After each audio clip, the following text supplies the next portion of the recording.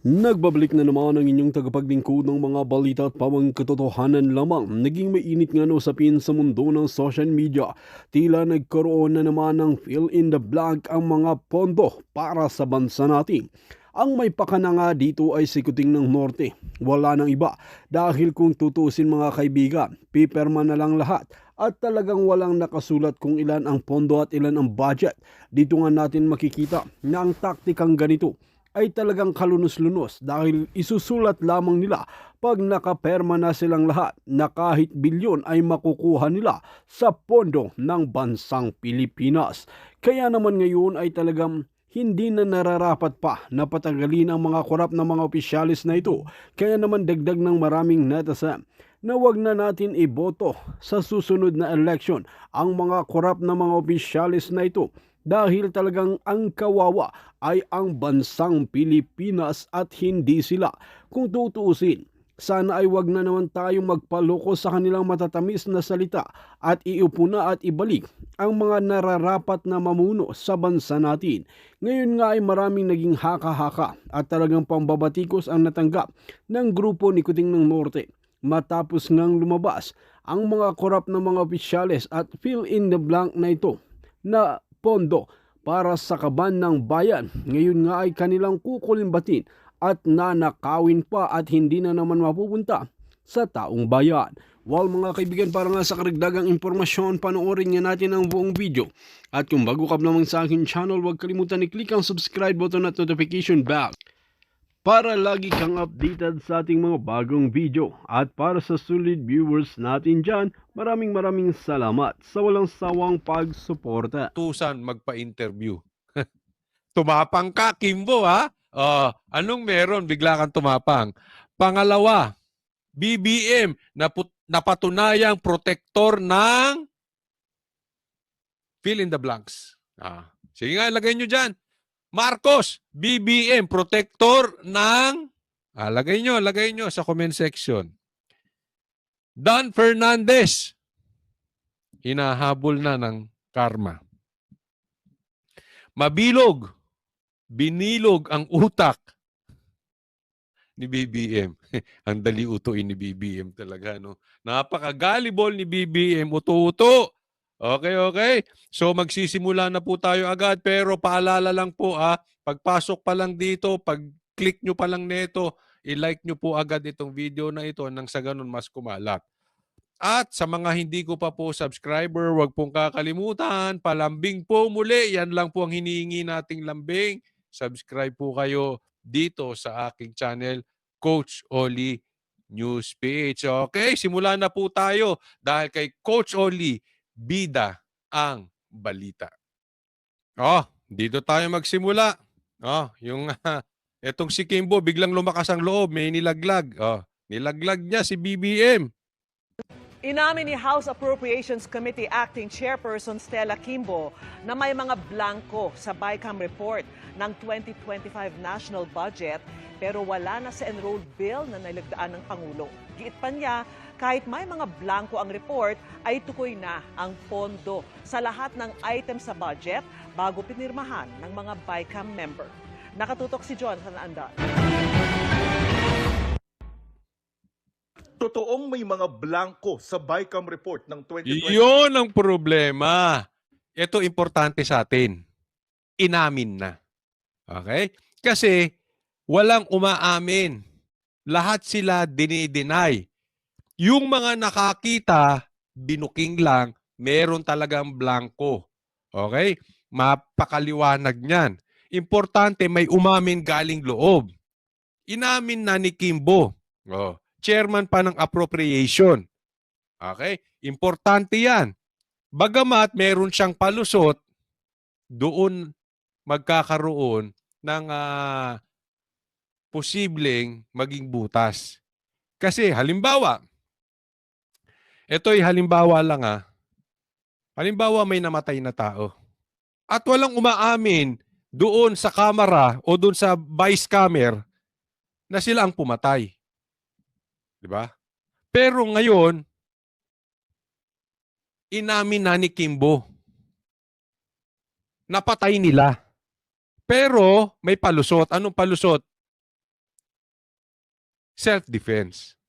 Yan. Diyan na ngayon maglalabanan ng ebidensya. Kasi dapat nilang patunayan na ito'y self-defense. Halimbawa lang yan ha.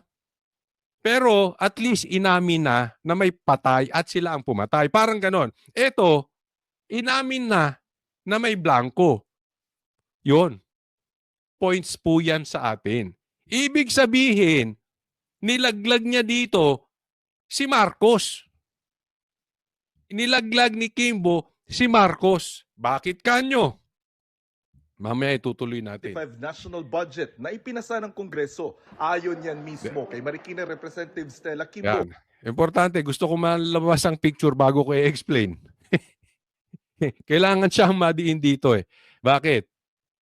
Inamin niya na may blank space. Anong sabi ni Marcos? Walang blanco. Sinungaling si PRRD. Di ba? Yun ang ano eh. Yun ang unang pinaglalaban nila. Sinungaling ka, PRRD, sabi ni BBM. Ang lakas ng loob ni BBM magsalita ng sinungaling siya. Samantalang ilang beses siyang pinagbintangang bangag ni hindi niya nasabing sinungaling si BBM. Ay, si PRRD. Yun ang nakakapagtaka, di ba? Hindi kayang sabihin, oy PRRD, sinungaling ka, hindi ako bangag. Hindi kaya ni BBM sabihin yun. Ngayon, may palusot lang. Pero at least nilaglag niya na dito si BBM. Kasi sabi ni BBM, sinungaling ka. Kahit nga itong si ES Bersamin, sabi nila, no, una, walang blanco. Pangalawang sinabi, sila ang sisihin nyo. So sa madaling salita, una sinasabi walang blanco, pangalawa, nagtuturuan na kung sinong mali. Napaka-importante nito. So, ngayon, unti-unti na magsasalita yan. Ako, sigurado ko, magsasalita na muli yan sila PRRD. Bakit? Kasi may amin na eh. May admission na. Titingnan na lang natin kung tama ang sinasabi ngayon sa script ni Kimbo. Acting Chairman ng Appropriations Committee ng Kamara. But we do acknowledge po that there are blanks na po doon sa BICAM report na pinirmahan ng BICAM at ni-ratify ng Senate. Yes. May teka muna, bago sumagot si Kimbo, may napansin kayo kay Kimbo? May napansin kayo? Hindi nyo napansin, no? Nagpa-interview na. Kahapon lang ata yun, o nung isang araw, blinag ko, patakbo-takbo ito si Kimbo. Takot sa reporter. Mangiyak-ngiyak pa nga ito eh. Mangiyak-ngiyak, nakita na kayo na mangiyak-ngiyak tapos smile. Ngayon, pabuka-buka na ng bibig. Di ba? Iba si Kimbo ngayon. May tapang na. Bakit? Gawa na script. Kasi nung una, hindi niya kayang paliwanag. It's either mahina ang utak nito si Kimbo or baka magkamali siya ng paliwanag na yari siya kay Tamba. Wala pang wala pang utos. Ngayon, matapang na. Buo na ang script. Mapapansin nyo, ganyan sila. Lagi, patakbo-takbo, patakbo-takbo. Kahit naman si Marcos, ganyan eh. Hindi agad makakomentaryo. Tapos after 2 days, 3 days, parang media. Parang mainstream media, napansin ninyo. Hindi agad binabalita yung pumutok na parang nagpapataas lang ng presyo. Bibigyan kaya tayo nito? Antay muna tayo. Pag di tayo binigyan, labas natin yung balita. Yung kay Tulpo, may naglabas na ba? Yung kay So notwithstanding any typographical errors or any adjustments that are needed as a result of amendments. Mahina nga utak. Hindi nga po pwede yun. Sinasabi niya kasi yung yung mga typo, yung mga, pwede naman daw, tuloy natin. I authorize naman po ang technical staff ng both House and Senate to make all of these necessary corrections. To make this necessary correction. So, madaling salita, ang palusot ni Kimbo, pwede naman yung staff ang mag-fill in the blanks. Mambabatas, hindi alam ang batas. Yan ang problema natin.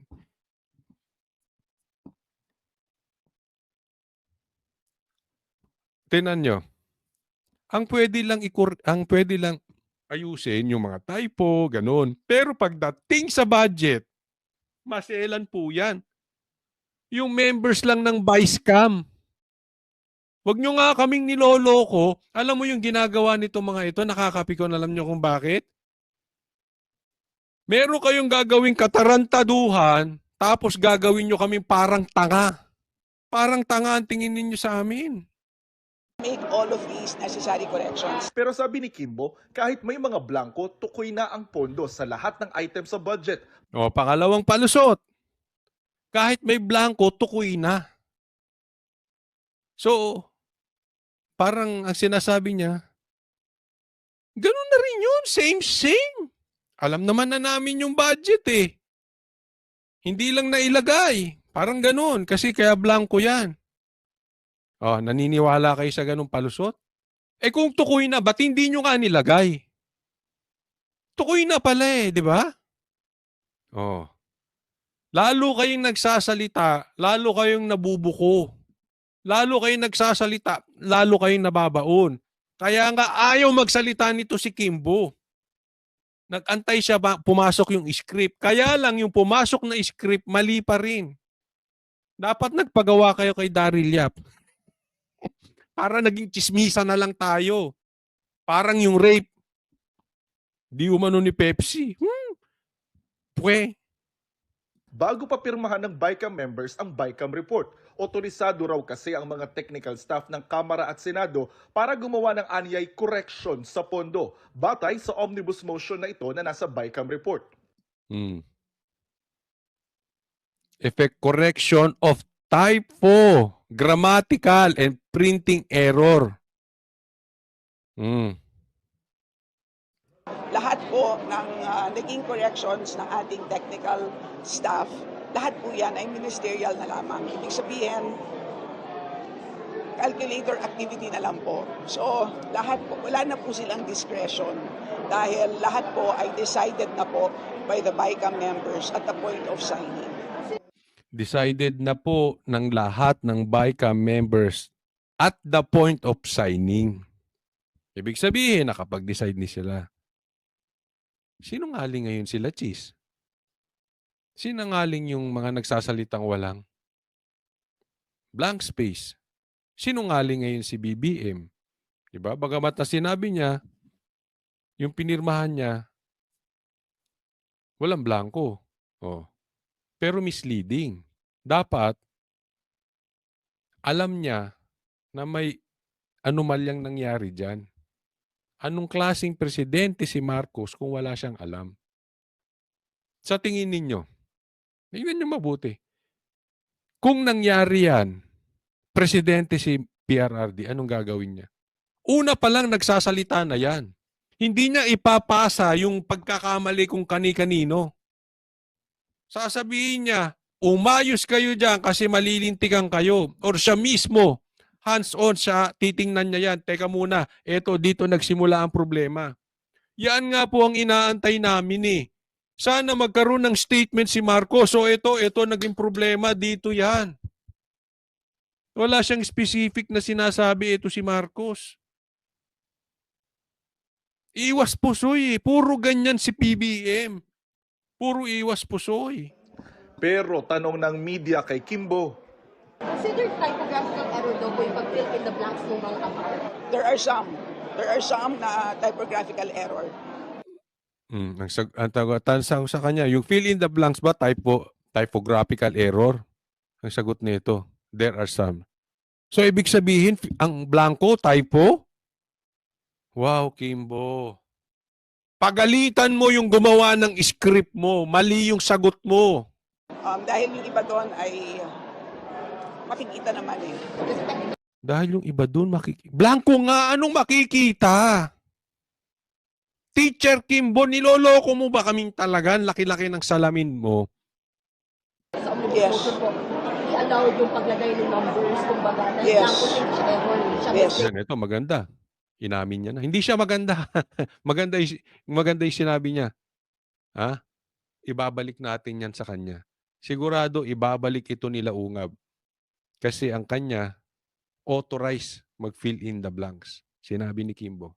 Litin natin para maliwanag. I-allowed yung paglagay ng numbers, kumbaga, dahil Yes. blanco check siya, siya Yes. mistakes. And Maliwanag. there is another omnibus provision doon sa BICAM na in case na magkaiba po ang version ng printed at saka ng BICAM report, ang mag-prevail po is the printed version. Iba yung magkaiba. Kimbo. Iba yung magkaiba. Iba yung blanco. Ibig sabihin, may doktor dyan, dinoktor. Kumbagat sa isang estudyante, blanco, yung sinubmit na check paper nitong teacher, binigay sa estudyante, ikaw na maglagay ng score. Anong ilalagay na score ng estudyante? Di 100. Sabi ni Kimbo, wala naman ng blanco ang 2025 budget ng maging enrolled bill na ito. Kaya gate niya, It is legal, it is fully enforceable, it is valid.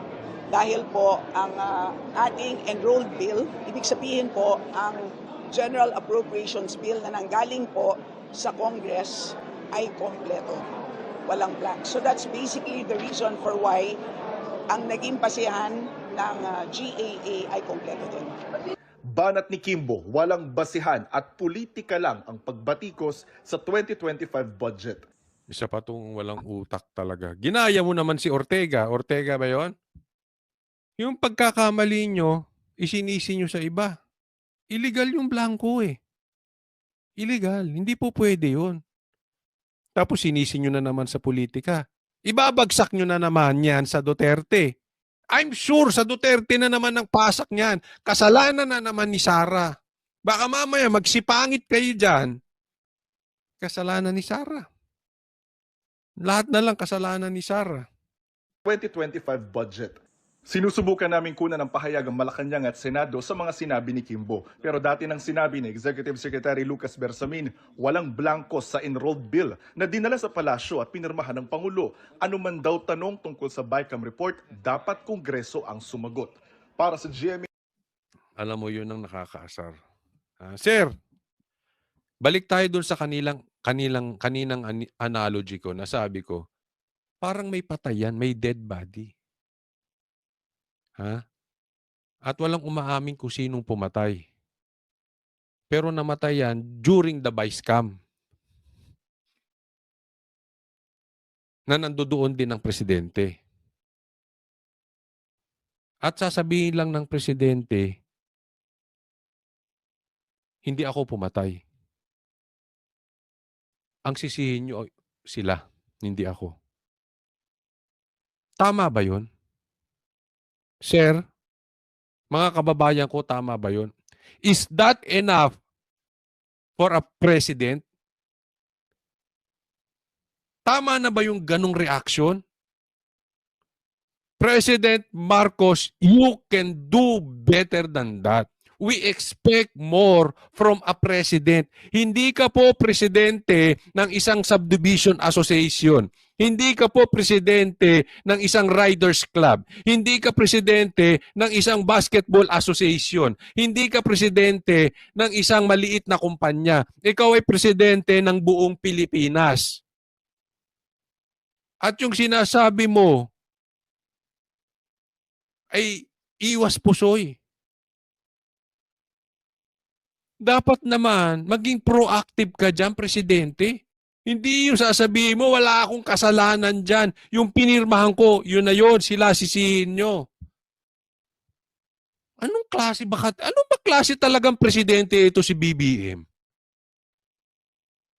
Anong silbi mo dyan?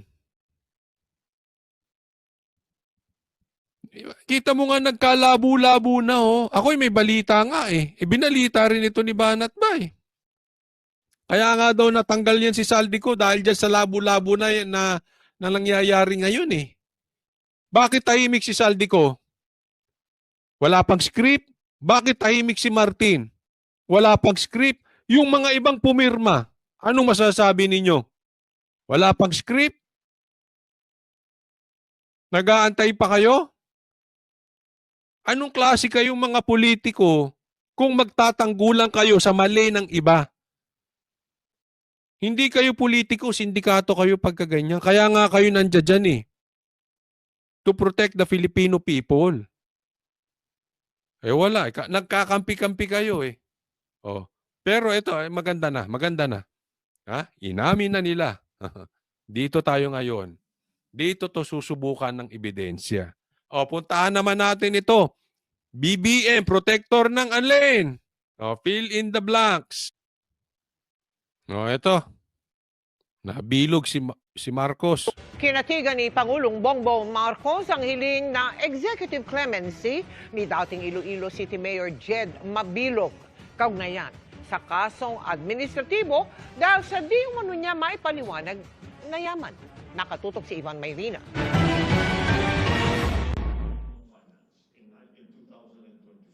Executive clemency ang ginawa ni Pangulong Bongbong Marcos kay dating Iloilo City Mayor Jed Patrick Mabilog. Para yan sa administrative case na isinampalaban sa kanya na nauwi sa pag-dismiss sa kanya ng Office of the Ombudsman noong 2017 sa ilalim ng administrasyon ni dating Pangulong Rodrigo Duterte. Kaugnayan, nang umunoy hindi maipaliwanag ng paglago ng yaman ni Mabilog mula 2012 hanggang 2013. He pleaded that his liabilities or disabilities under that decision of the ombudsman should be expunged because he was forced by circumstances to go to another jurisdiction and to stay away from the Philippines for some time. Ayon sa abogado ni Mabilog, sumulat sila kay Pangulong Marcos noong 1 taon para sabihin hindi raw sila nagkaroon ng sapat na pagkakataong dumepensa sa mga alegasyon sa naturang kaso. Tingnan mo mga no? Galing. Ang galing magbilog ng utak nito si Mabilog, no? Ha? Hindi raw nila nadepensahan yung kanyang sarili dahil nung panahon ni PRRD. 'Di ba? Antindi. Alam mo si Marcos, habang siya ay walang side dito sa blank space, ito sa fill in the blanks, lumalabas ito ay protector ng mga kriminal to si Marcos. Oh. Binigyan pa ng executive clemency ito. Na-desisyon na ng ombudsman, binaligtad yung desisyon ng ombudsman. Ito ang presidente natin ngayon. Walang say sa fill in the blanks. Walang say sa kaguluhan dyan sa blank space, dyan sa budget sa Pilipinas. Pero may say dito sa nahatulan ng ombudsman. Dito, sa may anomalya patungkol sa droga. Ganyan ang presidente natin ngayon. Matatanda ang nagtago sa ibang bansa si Mabilog noong 2017 dahil sa mga umanong banta sa kanyang buhay. Matapos siyang isama ni dating Pangulong Duterte sa kanyang narco list o list. Tingnan mo, nasa narco list. Marcos, classmate mo ba to? Protector ka ba ng nasa narco list? Hindi, ako yung nagtatanong lang. It shows you're powerful. You're the president. Ang dami mong walang say sa ibang bagay. Pero doon sa isang taong nasa narco list, meron kang say. Doon sa isang tao na nahusgahan na ng ombudsman, meron kang say. Hindi po sa pinagbibintangan nating drug lord to si Mabilog. Pero may anomalya na nga eh. Hindi ka ba nakakaintindi? Ikaw nga itinawag ng bangag ni PRRD. Tapos, magbibigay ka ng executive clemency doon sa may anomalya na nasa listahan ni PRRD, nasa narco list. Marcos, anong iniisip mo?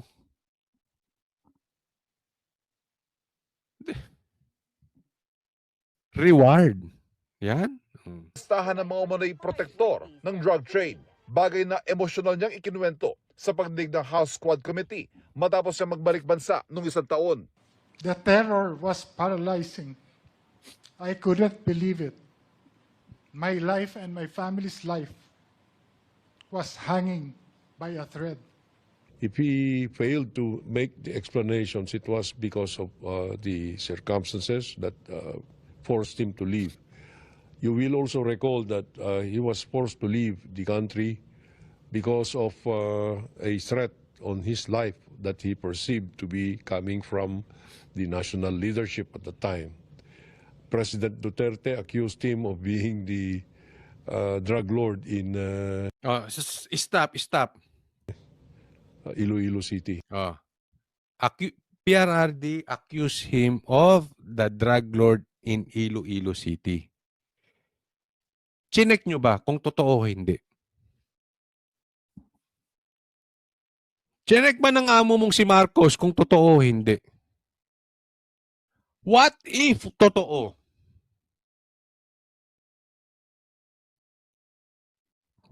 Nilagay mo ulit, pwede na ulit siyang tumakbo. Pinalaya nyo ulit sa society na siya ay malayang makatakbo at makahawak ulit ng posisyon.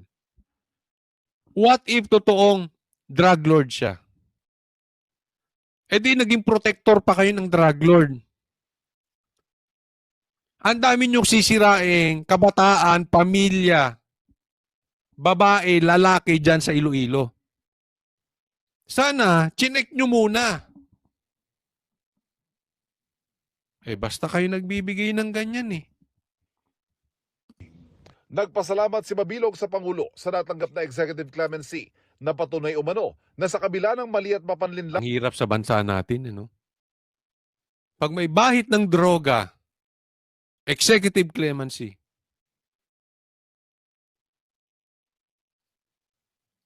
Pag yung pinatay nung adik, wala silang say. Tahimik ang human rights. Yung ni-rape ng adik, walang pakialam ang human rights. Pero yung nakapatay ng adik, gustong kasuhan. Yung manghuhuli ng adik tapos napatay yung adik, kakasuhan. Yaan ang presidente natin ngayon. Ganyan niya paano hawakan ng bansang Pilipinas. ng mga kaso ay nanaig ang katarungan sa bansa.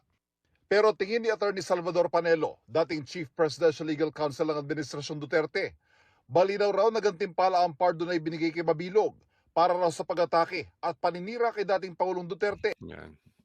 Di ba? Na isang kritiko ng kasalukuyang administrasyon. Ito Kaya nga yung sinasabi dito, napakapangit ng timing nitong binigay na executive clemency dito kay Mabilog. Dahil inaatake nito si Mabilog si PRRD. Kaya hindi ako naniniwala na yung si Marcos nyo, ayaw sa impeachment ni BP Sara. Huwag nyo akong lokohin. Yung sinasabi kunwari hinaharangan daw ni Marcos yung impeachment, itigil-tigil nyo yung mga drama nyong yan, Walang naniniwala dyan. Pinapasakayin lang ninyo ang tao na kunwari ayaw ni Marcos ng impeachment. Hindi po totoo yan. Dito lumalabas, yung umaatake kay PRRD, binigyan pa ng reward ni BBM. Ganyan po ka-insecure ang Marcos sa Duterte. Huwag na ninyong lokohin ang taong bayan. Pinaiikot-ikot nyo kami. So lahat ng titira sa Duterte, bigyan ng reward. Lahat ng titira kay BP Sara, bigyan ng reward. Lahat ng kakampi ng Duterte, ikulong, gaya ni Pastor Kibuloy. Lahat ng kakampi sa Duterte, kasuhan. Media na kakampi sa Duterte, gaya ng SMNI, kasuhan. Tanggalan ng prangkisa. Itong pag-upo ni Marcos, wala siyang naidulot na mabuti sa bansang Pilipinas kung hindi politika, politika, politika. Kung hindi sirain ng Duterte, sirain ng Duterte at lalong sirain ng Duterte. Yan lang. May infrastructure, Meron bang continuity? Meron bang build? Saan napupunta ang pera ng taong bayan? Saan napupunta yung flood control projects? Nag-uubos tayo ng pera.